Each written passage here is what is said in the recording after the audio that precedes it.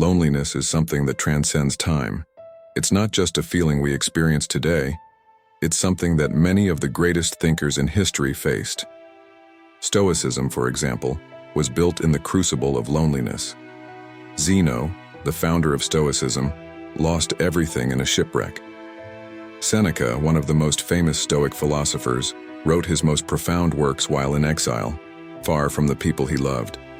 And Marcus Aurelius, the most powerful man in the world during his reign, often found himself isolated due to the very responsibilities his power entailed.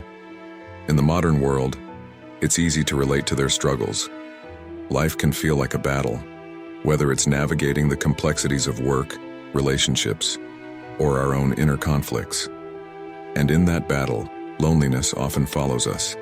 But how can we respond to loneliness in a way that brings us peace, clarity, and connection with others? Stoic wisdom for dealing with loneliness. One of the best ways to face loneliness, according to Stoic philosophy, is by fostering a kind and compassionate relationship with ourselves. There's a story about a Stoic philosopher named Cleanthes, who, while walking through Athens, heard someone berating himself. The man was criticizing himself harshly. Cleanthes stopped him and said, "Remember, you're not speaking to a bad person." This simple statement offers profound wisdom. Often when we feel lonely, we also tend to be our harshest critics. We isolate ourselves because we don't feel good about who we are, and that leads to more isolation. But the Stoics remind us that even in our darkest moments, we should treat ourselves with kindness. Recognizing that we're not bad people in moments of despair can be the first step in breaking the cycle of loneliness. By being gentle with ourselves, we open the door to reconnecting with others.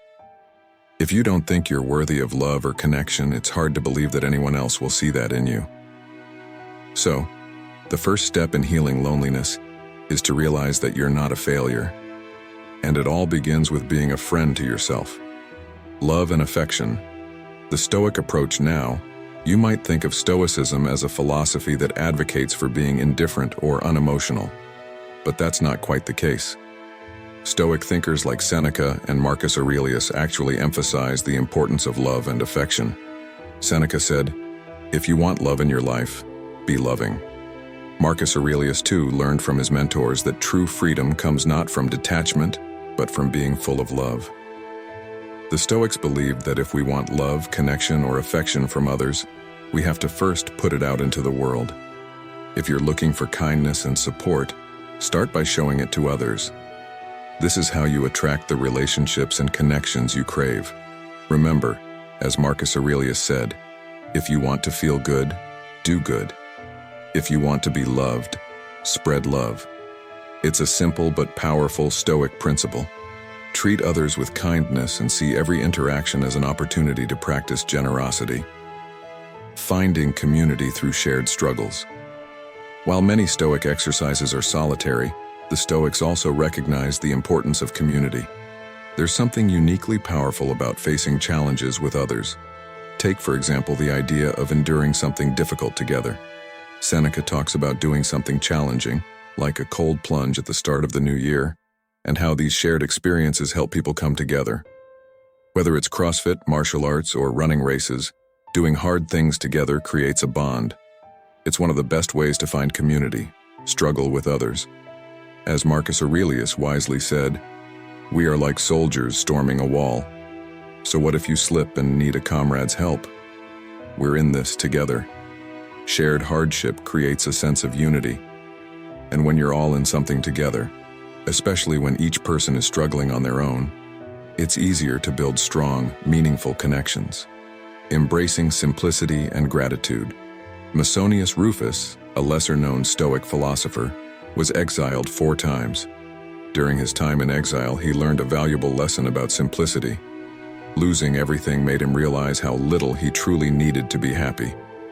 He came to understand that the simple things, food, water, sunshine, were enough to sustain a fulfilling life.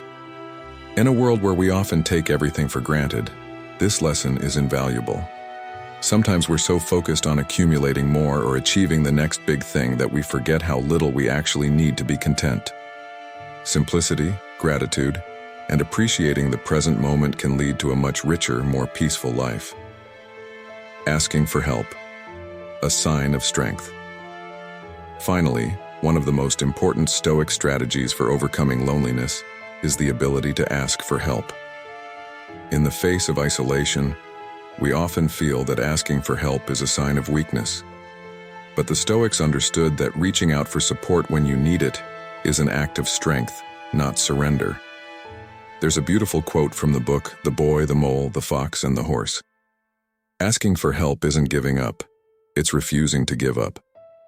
Whether you've experienced a major life change, a loss, or simply find yourself struggling, asking for help is an essential part of healing. Ask for help when you need it. It's not a sign of weakness, but a refusal to give up. By embracing these Stoic strategies, we can transform loneliness into an opportunity for personal growth, connection, and ultimately, a more meaningful life.